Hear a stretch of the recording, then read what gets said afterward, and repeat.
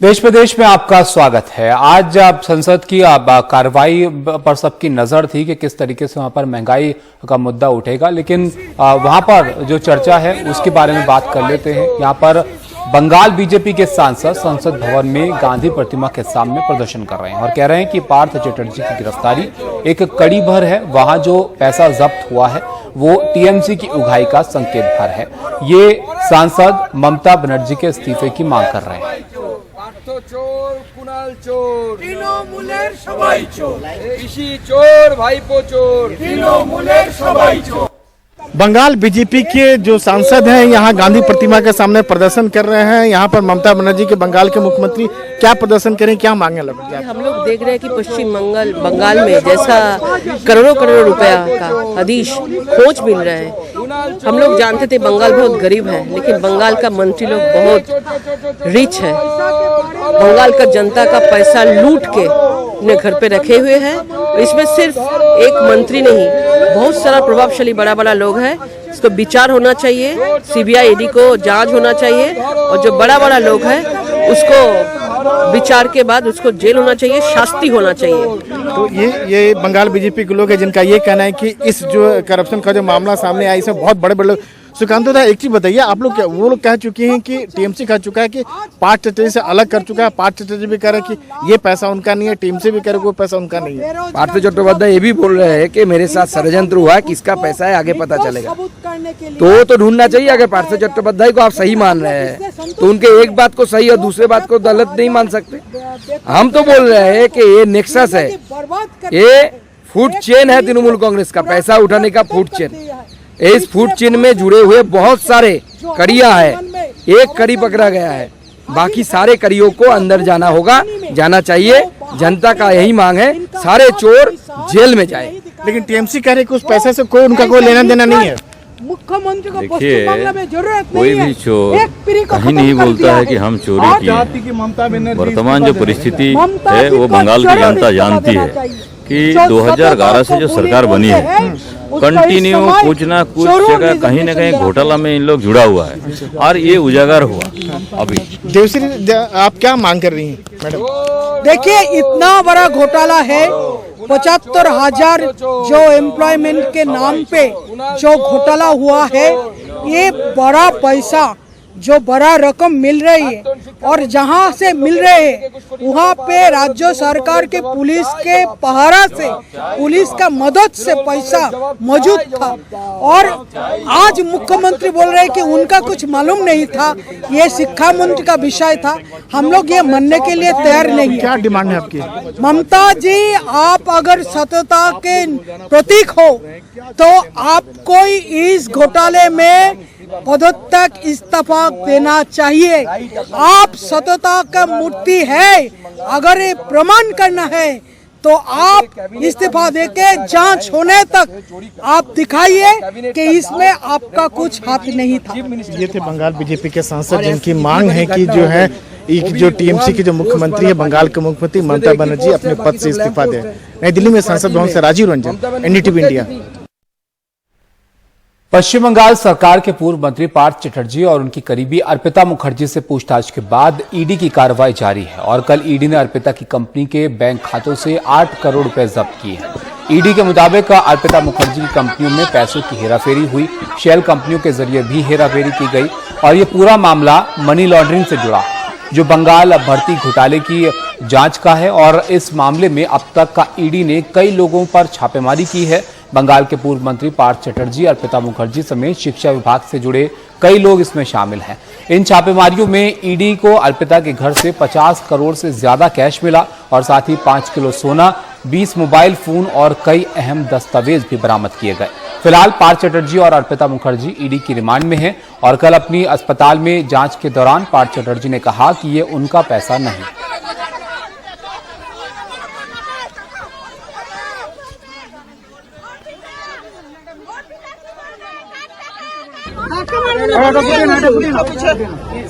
পার্থদা কে ষড়যন্ত্র করছে? পার্থদা কে ষড়যন্ত্র করছে?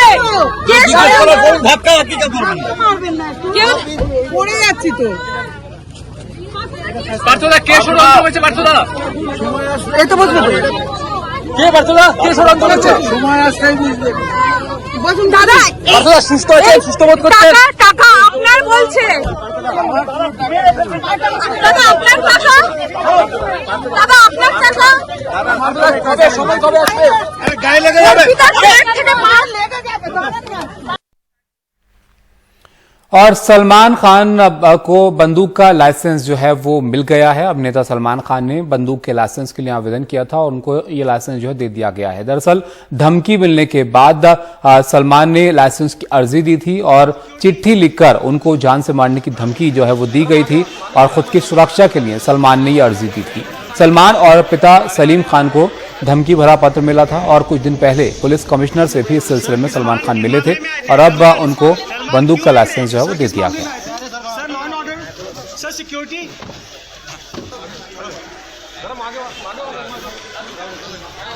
तो सलमान खान ने अब से कुछ दिन पहले जो है वहां पर कमिश्नर से भी इस मामले को लेकर जो है मुलाकात की थी। अर्जी उन्होंने दी थी बंदूक के लाइसेंस की अपनी सुरक्षा के लिए। हालांकि उनके पास निजी सुरक्षा भी है, पुलिस की सुरक्षा भी उनके पास है और उसके बाद अब एक धमकी भरा दरअसल चिट्ठी मिली थी, जिसके बाद से जो है सलमान खान ने अपनी सुरक्षा के लिहाज से ये बंदूक के लाइसेंस का आवेदन जो है वो दिया था, जिसको देखते हुए उनको बंदूक का लाइसेंस जो है वो दे दिया गया। सलमान क्यों आए थे सर, किस मामले में आए थे sir? Law and order, sir security.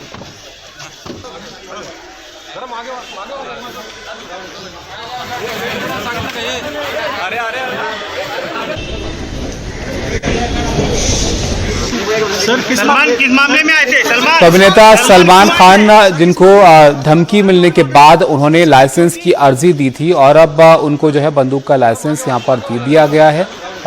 इससे पहले आपको बताएं कि चिट्ठी लिखकर जो है उनको जान से मारने की धमकी दी गई थी, जिसके बाद से ही सलमान खान की सुरक्षा को लेकर जो है वो थोड़ी चिंताएं बढ़ी थी। हालांकि उनके पास अपनी निजी सुरक्षा भी है और लेकिन इस धमकी के बाद से इस चिंता को देखते हुए उन्होंने अपनी सुरक्षा के लिए एक लाइसेंस की जो है वहाँ पर अर्जी दी थी। उसको इसी सिलसिले में जो तस्वीरें आप देख रहे हैं वो पुलिस कमिश्नर से भी मिले थे।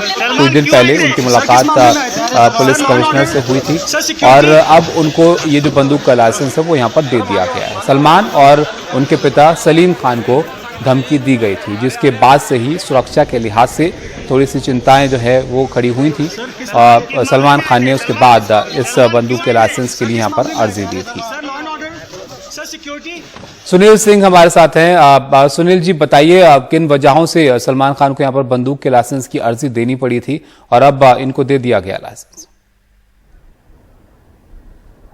तभी से आपको पता होगा कि पंजाब में कांग्रेस के नेता सिद्धू मूसेवाले की जब हत्या कर दी गई थी, उससे कुछ दिन बाद ही सलमान खान के पिता सलीम खान जो सुबह बैंक स्टैंड पर मॉर्निंग वॉक के लिए जाते हैं, तो जिस बेंच पर रोजाना बैठते हैं वहां पर एक चिट मिली थी जिसमें धमकी लिखी थी और लिखा गया था कि तुम्हारा हाल भी सिद्धू मूसेवाला जैसा कर दिया जाएगा। और उसमें लॉरेंस बिश्नोई और गोल्डी ब्रार का नाम लिखा हुआ था शॉर्ट फॉर्म में। उसके बाद में पुलिस मामला दर्ज कर जांच शुरू की। उसका तो अभी तक कोई निष्कर्ष नहीं निकल पाया और उस संबंध में कोई गिरफ्तारी नहीं हुई है, लेकिन चूंकि वो जान से मारने की धमकी थी, उसके बाद सलमान खान ने पुलिस में अर्जी दी थी कि उन्हें आत्मरक्षा के लिए बंदूक का लाइसेंस दिया जाए। और हमने देखा कि पिछले 10-15 दिन पहले ही सलमान खान मुंबई पुलिस मुख्यालय गए थे। वहां पर पुलिस आयुक्त विवेक फणसरकर से उन्होंने मुलाकात भी की थी।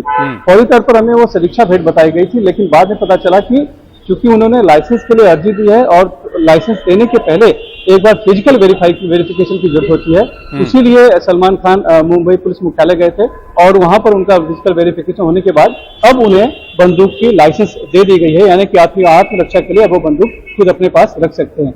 हालांकि उनके अपने निजी सुरक्षा गार्ड है जो उनके साथ रहते हैं, मुंबई पुलिस की भी उन्हें सुरक्षा प्राप्त है, लेकिन चूंकि वो शूटिंग के लिए कहीं भी कई बार अलग अलग जगहों पर आते जाते रहते हैं, तो अपनी आत्मरक्षा के लिए उन्होंने बंदूक की लाइसेंस की जो अर्जी दी थी वो मंजूर हो गई है और अब वो बंदूक अपने पास ही रख सकते हैं अपनी आत्मरक्षा के लिए। शुक्रिया सुनील जी आपका इस सब जानकारी के लिए। तो सलमान खान ने अपनी आत्मरक्षा के लिए धमकी मिलने के बाद इस बंदूक के लाइसेंस की जो है वो अर्जी दी थी, जो उनको दे दिया गया। Sir security.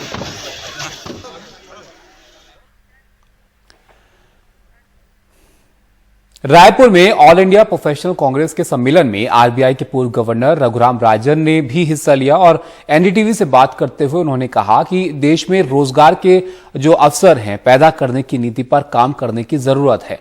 वहीं भारत की श्रीलंका के हालात से तुलना करने के सवाल पर उन्होंने कहा कि अभी हमारे हालात श्रीलंका जैसे नहीं हैं। उनसे बात की जुल्फिकार अली ने।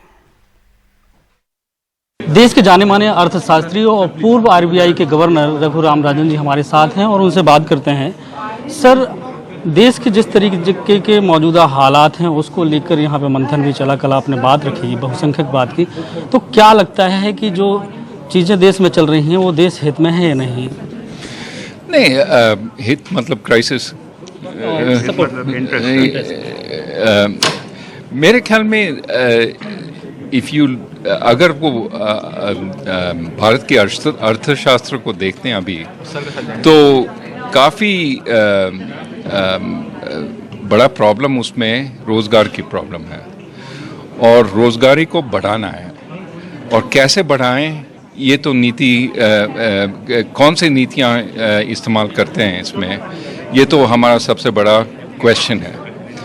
मेरे ख्याल में एक तो इंफ्रास्ट्रक्चर को बढ़ा सकते हैं, एक तो एम्प्लॉयमेंट एंटरप्रेन्योरशिप से बढ़ा सकते हैं। अगर काफ़ी सारे छोटे छोटे फर्म्स आ जाते हैं तो वो भी रोज़गारी पैदा करते हैं। और एक जो हमारे बड़े फर्म्स हैं वो अगर जॉब्स क्रिएट करते हैं तो रोज़गारी बढ़ेगी।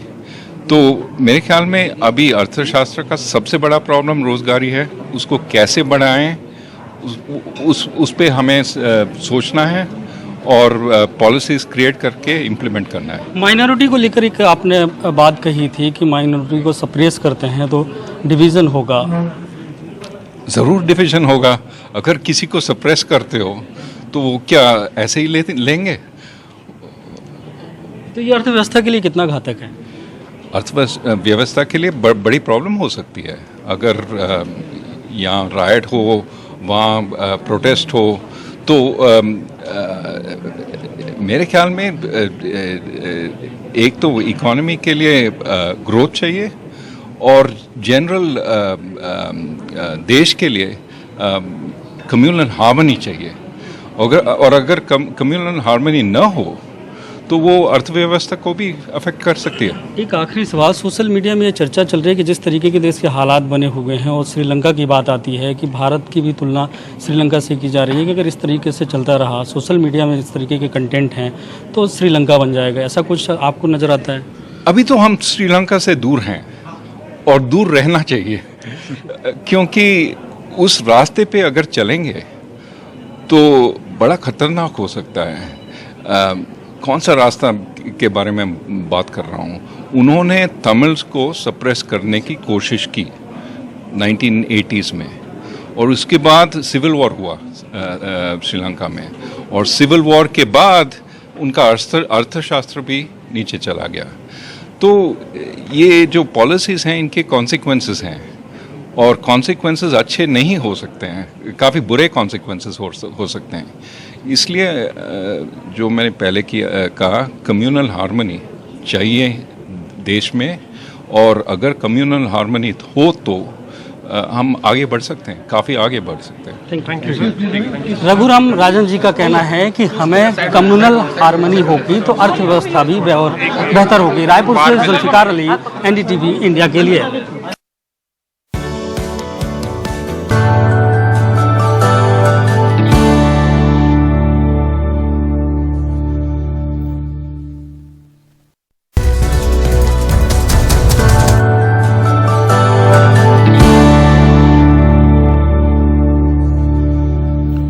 ज्ञानवापी केस में मस्जिद पक्ष के वकील की मौत हो गई है। मस्जिद कमेटी के वकील अभिनाथ यादव की हार्ट अटैक से जो है कल रात मौत हो गई। अभिनाथ यादव जो है बीती रात 10:30 बजे सीने में दर्द की उन्होंने शिकायत की और दर्द की शिकायत के बाद उन्हें अस्पताल जो है वो ले जाया गया था।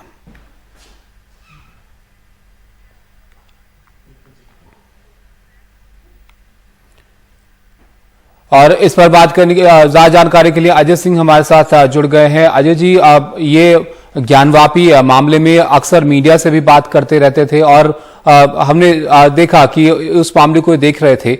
क्या जानकारी मिल पाई? इनके स्वास्थ्य को लेकर परेशान चल रहे थे, कोई तबीयत खराब थी, और इनके बाद अब इस मामले को कौन देखेंगे?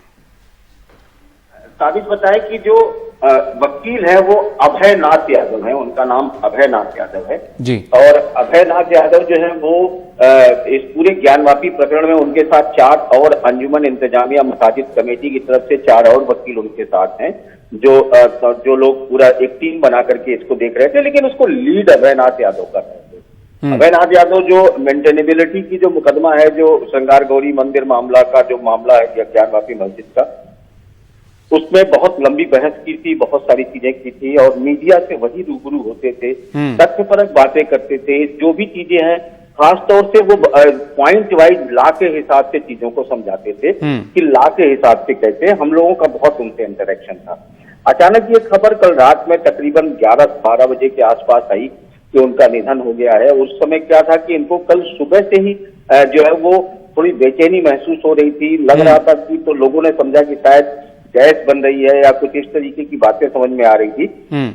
दिन उसमें गुजर गया, लेकिन रात में जो है वो करीबन 9:30-10 बजे के बाद जब उन्हें ज्यादा तकलीफ होने लगी, सीने में सांस लेने में जब उन्हें तकलीफ होने लगी, तो उनको लेकर के अस्पताल के लिए भागे।